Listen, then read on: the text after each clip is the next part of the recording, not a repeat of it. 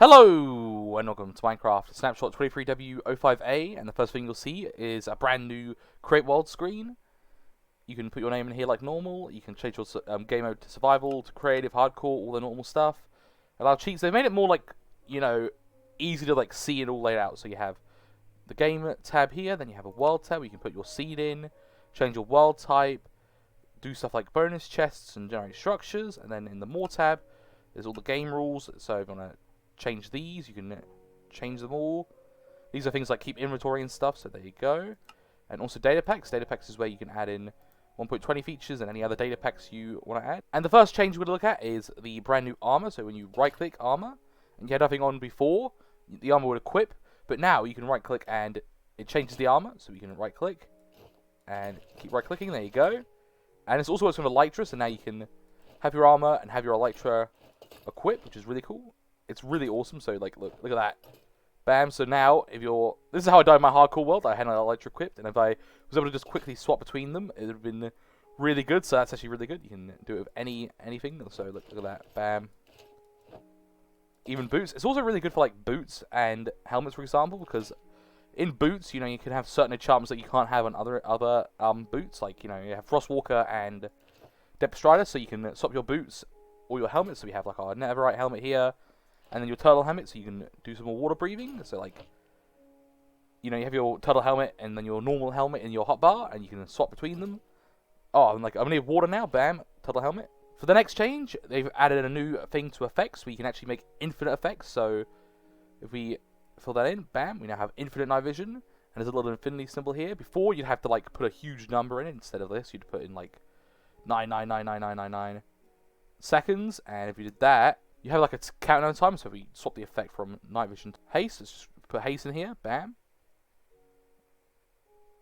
Have a look here. So as you can see here, haste, it counts down, and then night vision is just permanent. So this is pretty good for maps. So now you won't have to have this. You can have a proper infinite effect, and if you're just playing your world, you can just go infinite, bam, there you go. Not have to put all those numbers in. The next change is a change to the enchantment glint. So instead of it being really obvious, you can barely see it now, which is not very good, because look here, you can barely tell the difference between these two picks and these two chest plates. Look at that, it's a slight difference now. The worst part is the golden apples. Look at these. You can't even see this. Hopefully they just make this one, more obvious. Look at the armor. You can barely tell. I know it's because they want to have the smithing table. If we go in here, if we put our stuff in here real quick, equip this and F5.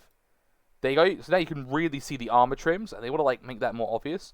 But I think the picks and the enchanted apples should definitely be more obvious. Look at the apple.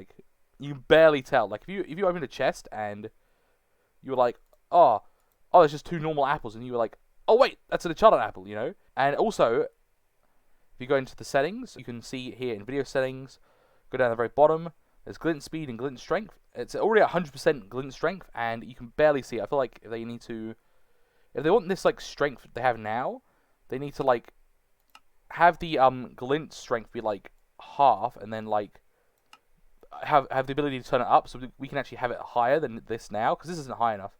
The speed, we ramp the speed up to 100%, and you look at it, for example, now, you'll see me holding the pickaxe. There you go, that's a bit better. But yeah, I feel having more customization on that and letting that be a bit bigger, so we can actually see a pretty big deal for gameplay wise. If you looking for pickaxes, you're oh, neither of these are enchanted, and this, you don't know if this is an enchanted apple. If you're playing Hunger Games or something like that, and you open a chest and there's these two apples, and you don't see, and you're oh, you grab this one, and then another person grabs that one. You don't realize that one's the better apple, That's actually pretty big. And then if you're versing someone, and they're walking like this at you, and you can't really tell they're enchanted or not, especially if you're far away and they have tall grass and stuff, you won't be able to see them. So I hope they change that. Another really amazing change that added to the snapshot is the ability to add the same type of armor with the same type of material. So for every single armor that you can smith and add a trim to, you can add all these resources to them.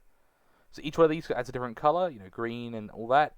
So for the same material, they obviously wanted they would blend in, so you couldn't really see it. So they decided to make them darker. So as you can see here, it's a darker color of the same color, like diamond, gold, iron, and netherite. Netherite, you can sort of see it there.